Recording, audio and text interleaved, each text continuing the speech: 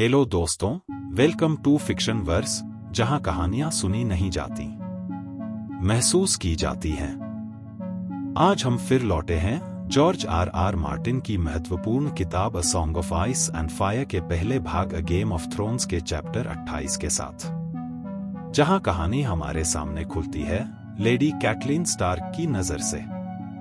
पिछली बार हमने देखा कि कैसे कैटलीन ने टीरियन लैनिस्टर को एरिन के किले में कैद करवाया, जहां उसका ट्रायल बाय कॉम्बैट हुआ और वह लड़ाई जीतकर भाग निकला।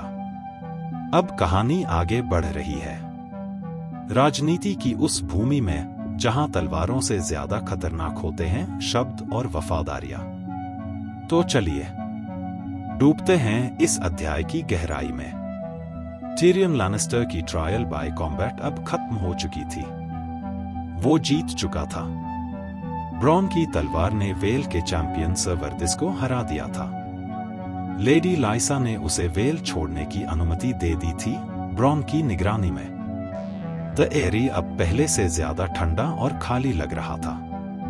कैटलिन स्टार्क बालकनी में खड़ी दूर पहाड़ों को देख रही थी, बादलों से ढंकी चोटियां, बर्फ से चमकते शिखर और अनकहे सवालों से भरा उसका मन। क्या टीरियन सच में दोषी था? उसने खुद से पूछा। उसका मन अब भी ब्रान की उस हालत में अटका था, टूटा हुआ शरीर, बेसुध आंखें और वो खिड़की जिससे कोई उसे धकेलकर नीचे फेंक गया था। लेकिन टीरियन की आंखों में जो वहशत कैटलिन ढूंढ रही थी वो उसे कभी दिखी नहीं। द एरी के गलियारों में अब सन्नाटा था, लेकिन हर कोने में सवाल गूंज रहे थे। लेडी लाइसा ने अपने निर्णय को अंतिम बताया था, लेकिन कैटलिन को लग रहा था जैसे कुछ अधूरा छूट गया हो। उस रात उसने अपने कमरे में अकेले खाना खाया। रॉबिन अपनी मां के कमरे में था और उसकी किलकारियां दूर तक गूंज रही थी। कैटलिन के लिए ये सब अब असहज हो चुका था। उसने फैसला लिया, अब वक्त आ गया है लौटने का। विंटरफेल नहीं, रिवर रन, अपने पिता लॉर्ड होस्टर तल्ली के पास। अगली सुबह उसने लेडी लाइसा से मिलने की अनुमति मांगी। लाइसा का कमरा सजावटी था, लेकिन उसमें जो शक्ति बैठी थी वो एक मां की थी, एक रानी की नहीं। तुम जा रही हो? लाइसा ने पूछा। हाँ, कैटलिन ने शांत स्वर में कहा। मेरे पिता बीमार हैं और मुझे वहां होना चाहिए। लाइसा कुछ देर चुप रही, फिर बोली, किंग्स लैंडिंग जाना मत सोचना।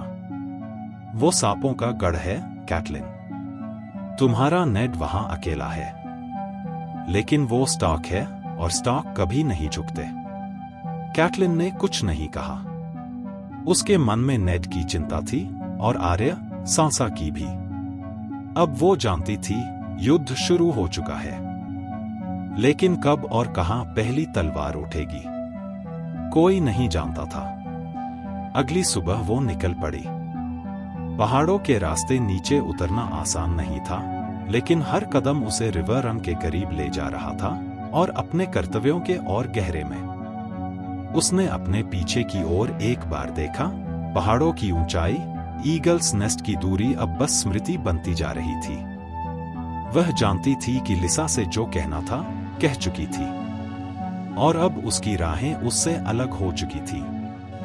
घोड़े की टापों की आवाज और ठंडी हवा के थपेड़े उसे यह एहसास दिला रहे थे कि अब से उसका सफर आसान नहीं होगा। ब्रायन, जो अब उसके साथ थी, चुपचाप चल रही थी, लेकिन उसकी आंखों में एक अलग ही चमक थी। शायद सम्मान की, शायद सुरक्षा देने की जिम्मेदारी की। कैटलिन ने पूछा, क्या तुम थकी नहीं? ब्रायन ने सिर्फ सिर हिलाया, नहीं।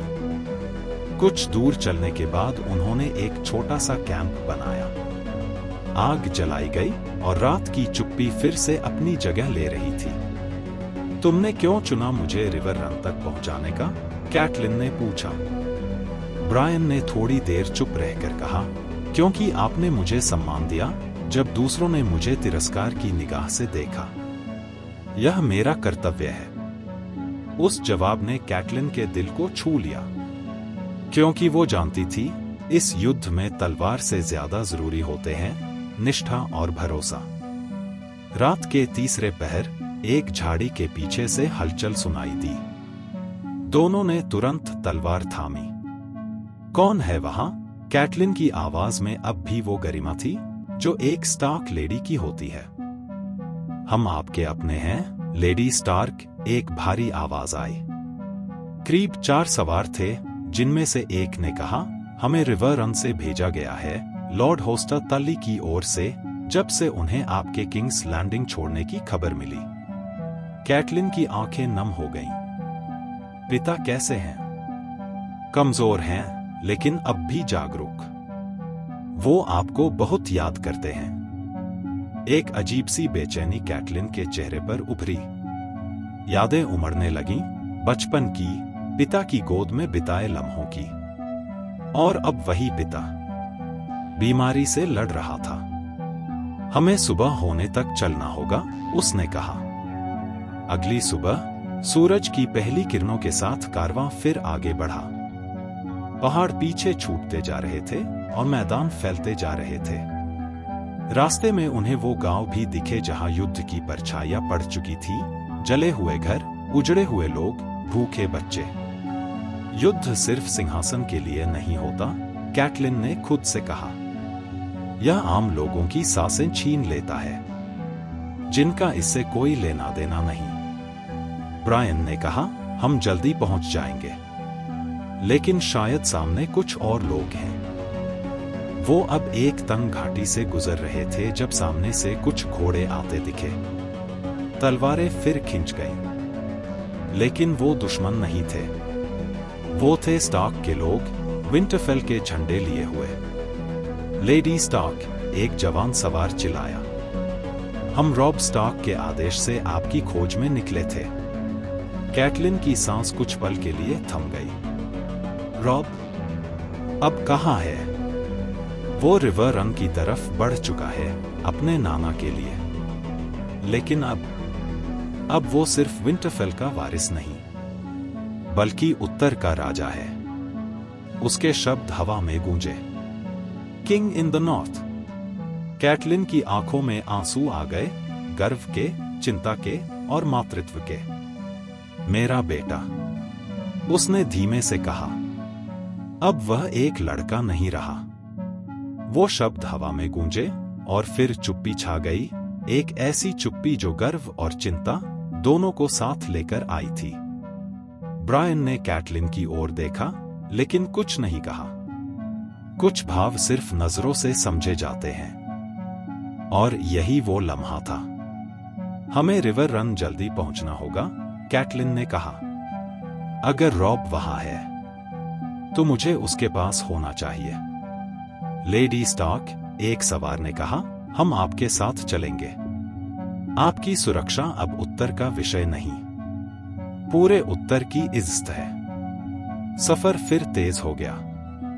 घोड़े अब रुकते नहीं थे और रास्ते अब और भी सन्नाटे से भरे लगते थे। लेकिन हर टाप की आवाज में एक उम्मीद थी कि अगला मोड़ उन्हें अपने लोगों के और करीब ले जाएगा। रास्ते में जब भी किसी उजड़े गांव से गुजरते, कैटलिन का दिल कांप जाता। हर चेहरा उसे ब्रायन की याद दिलाता। रिकॉन की मासूमियत, आर्य की जिद और रॉब का संकोच भरा साहस।